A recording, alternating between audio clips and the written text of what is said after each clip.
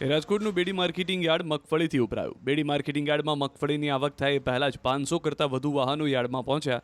કેટલાક ખેડૂતો શનિવારે જ સાંજથી જ માર્કેટિંગ યાર્ડમાં પહોંચ્યા અને આખી રાત યાર્ડની બહાર વાહનો સાથે લાઇનમાં ઊભા રહ્યા. ખેડૂતોએ આખી રાત માર્કેટિંગ યાર્ડ બહાર સમય પસાર કર્યો.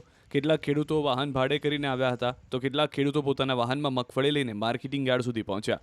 મગફળીની પુષ્કળ આવકને લઈને રાજકોટ મોરબી હાઈવે ઉપર મગફળી ભરેલા વાહનોની આશરે 3 કિલોમીટર લાંબી લાઇન લાગી.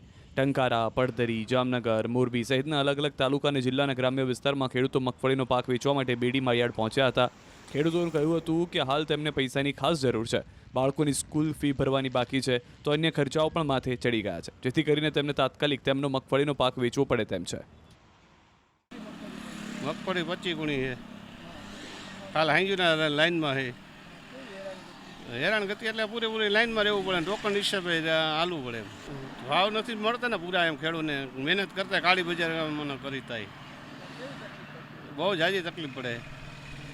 લાઈનનું અહીંથી મને ગવિદાર લગીની છે, અહીંથી મને કે 5 કિલોમીટર છે. હા, 150 મણ ભરીને ક્યારે આવ્યા હતા અહીંયા? કાલે 5 વાગે.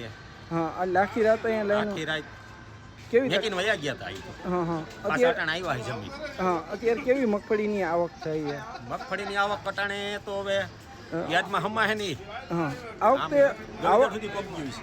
આ વખતે આવક વધુ છે પણ કે ભાવ ખેડૂતોને ઓછા મળે છે, શું કહેશો? ભાવ તો એમાં જે માનવી પ્રમાણે આવે, હા. કોઈ 1000 આવે, કોઈ 1500 આવે. તમને શું આશા છે, કેવા ભાવ આવશે? મારે 1100 ની આડે ગાડે આવશે. પલરેલી છે 1100 ની લ્યો ને. આ વખતે કમોસમી વરસાદ થયો એના કારણે અસર થઈ છે ખરી? શું અસર થઈ છે? કાળી પડી ગઈ, મગફળી કાઢી પડી ગઈ.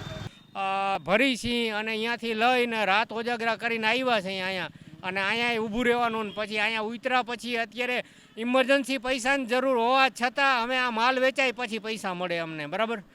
અત્યારે પૈસાની જરૂર છે, બરાબર. મારે પૈસાની જરૂર છે, છોકરાઓની સ્કૂલ ફી ભરવાની છે, પૈસાની જરૂર છે, છતાંય હવે આ માલ વેચાય પછી પૈસા મળશે ત્યાં સુધી અમારે હેરાન થવાનું. અત્યારે ટેકાના ભાવ કરતાં પણ ઓપન બજારમાં ભાવ ઓછા મળે ખેડૂતોને, શું કહેશો?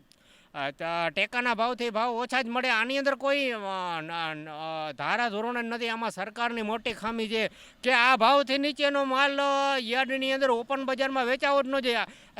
કે 1400 રૂપિયા 1452 સરકાર દે છે, તો ઓપન બજારમાં A1 A ગ્રેડનો માલ આવતો હોય તો એ 1452થી નીચે વેચાવો જ ન જોઈએ. આવી લિમિટ હોવી જોઈએ કે એનાથી નીચે તો વેચાવો જ ન જોઈએ. સરકારનો ભાવ છે. કેવો ખર્ચો કર્યો હોય?